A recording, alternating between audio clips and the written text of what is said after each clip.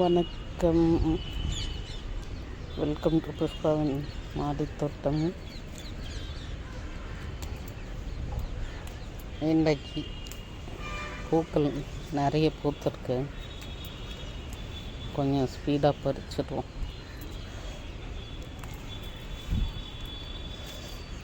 ஏதோ செடிக்கு ஏதோ சம்திங் ப்ராப்ளம் வந்துருச்சுன்னு நினைக்கிறேன். இந்த பூக்கள் எல்லாம் பாருங்கள், ஒரு கோணிக்கிட்டு ஏதோ பூச்சி புழு விழுது. போன வருஷம்லாம் ஒரு பூ கூட இந்த மாதிரி பார்க்க முடியாது. இந்த வருஷம் என்ன ஆச்சுன்னு தெரியல. செடி எதுவும் மருந்தும் போட மாட்டேன். என்ன மருந்து போடுறது? இதுக்கு போட்டோம்னா போடுறதில்ல. அதுக்கெல்லாம் வேலை செய்ய மாட்டோம்.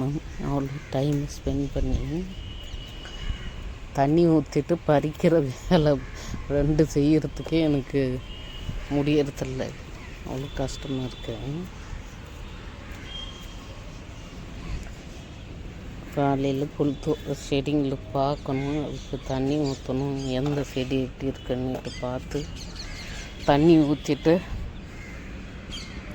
அதுக்கு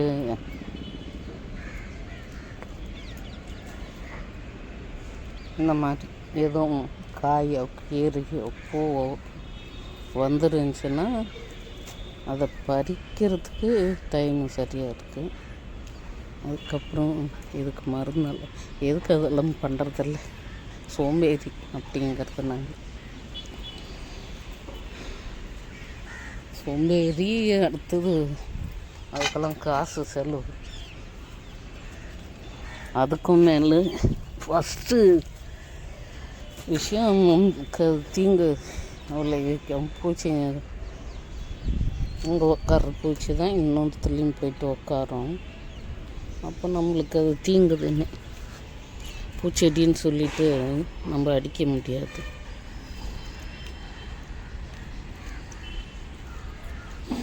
முழுக்க ஆர்கானிக்கு கீரை, ஆர்கானிக் பூ,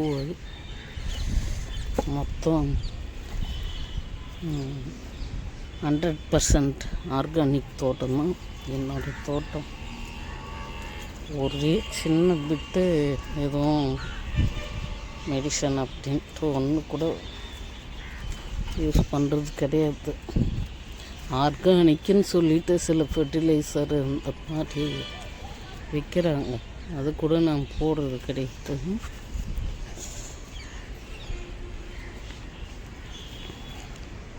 அதெல்லாம் எங்கே விற்கிது, எங்கே வாங்கிறது, அதெல்லாம் எனக்கு தெரியாது.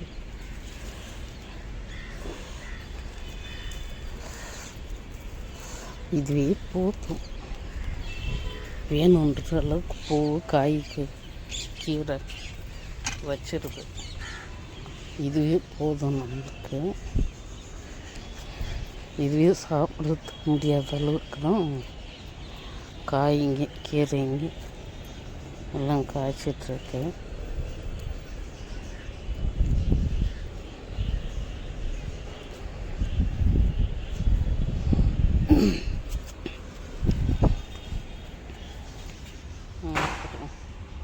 கொஞ்சம் கொஞ்சமாக பறித்து சமைச்சிட்ருக்கேன் கீரைங்க.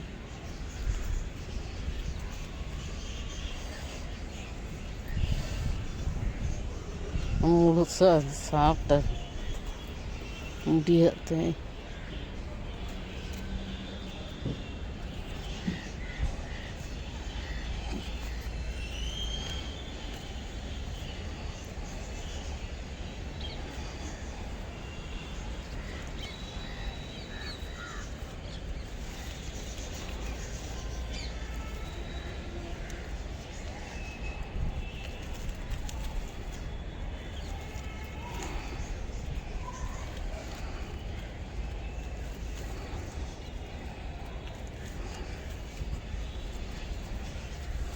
நிறைய பிஞ்சு பிடிச்சி பிடிங்கிடுறான். போச்சு. இந்த பூக்கள்லாம் நல்ல பெரிய பெரிய காம்பு சிலுத்தான் எடுத்துட்டு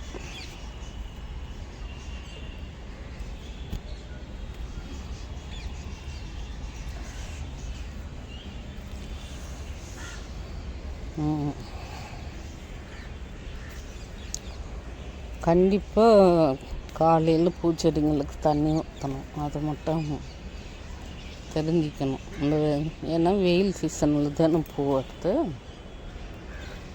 தண்ணி ஊற்றினா தான் ஈவினிங் பெரிய பெரிய மொக்கு கிடைக்கும். இல்லைன்னா மூக்கு காம்பு சின்னசாக இருக்கும், கட்ட முடியாது, கட்டுறதுக்கு வசதி வராது. அது மாதிரி பூவும் சின்ன சின்னதாக இருக்கும். கண்டிப்பாக வாசனையிலையும் டிஃப்ரென்ஸ் இருக்கும். பூ சின்னசாக வரும்போது வாசனையும் டிஃப்ரெண்ட் இருக்கும்.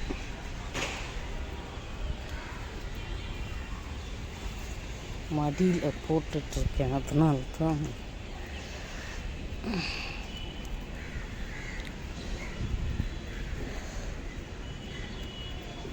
இருந்தாலும் இந்த வருஷம் கொஞ்சம் கம்மியாக தான் இருக்க பூ.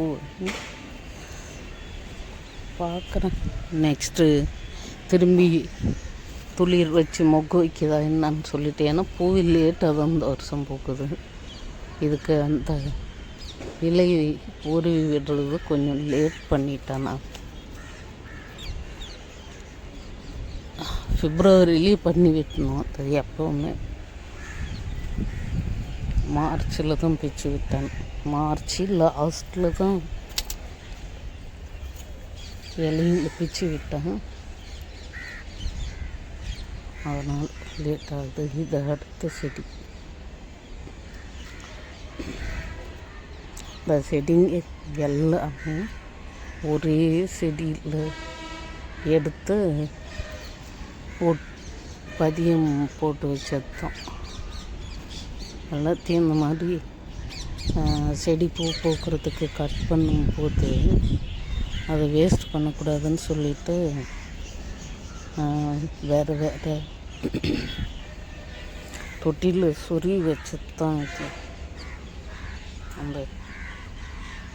அந்த பேக்கு இந்த கேனில் இருக்கிறது எல்லாமே. இந்த தொட்டியும் அதே தான். இது போன வருஷம் சொருவி வச்சது தான் வளர்ந்துருக்கு. இது அடுக்கு குண்டு மல்லி.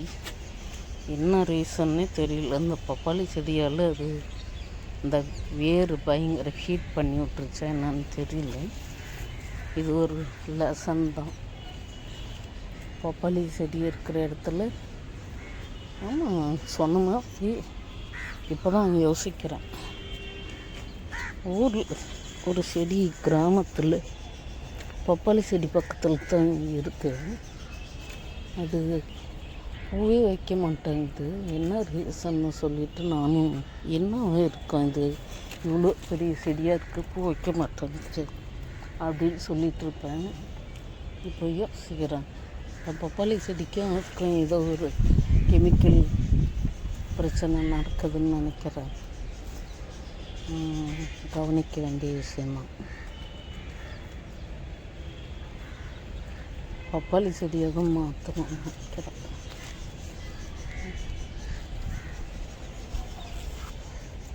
கவனிக்கிறேன். இந்த வாட்டி ஊருக்கு போகும்போது இந்த பப்பாளி செடியை வெட்டி எடுத்துட்டோம்னா அடுத்த வாட்டி நல்லா பூ வைக்கணும்னு நினைக்கிறேன். இது பார்த்திங்கன்னா அடுக்கு ராமேஸ்வரம் மல்லி. ஆனால் சரியான பூ. அது பதியம் போட்டிருக்கேன் வேறு வேறு இடத்துல. வந்துச்சுன்னா அடுத்த வருஷம் கொஞ்சம் பூ கிடைக்கும்னு நினைக்கிறேன். ஒரு 10 தொட்டி அந்த மாதிரி போடணும்னு நினைக்கிறேன். மடியில் போட்டு வச்சிருக்கேன் பூக்கள்.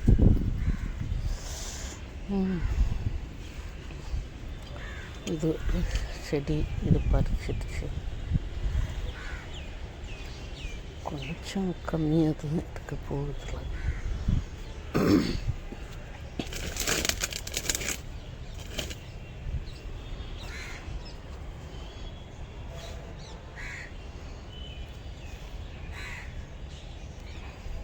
இதெல்லாம் புதுசு தான். இது போன வருஷம் நிறைய வச்சிச்சு பூ.